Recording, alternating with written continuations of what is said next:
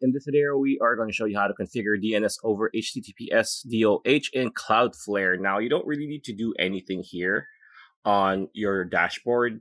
All we need to do is go, whatever browser you're using, we're going to use Chrome for this example. Click on the three dots here in the upper right corner, like so. And then here you want to click on settings, right, on the very bottom. Once you are here, you want to click on privacy and security here on the left-hand menu.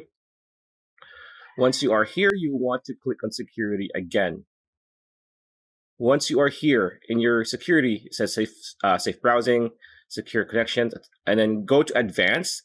It's going to be the third option. Select DNS provider.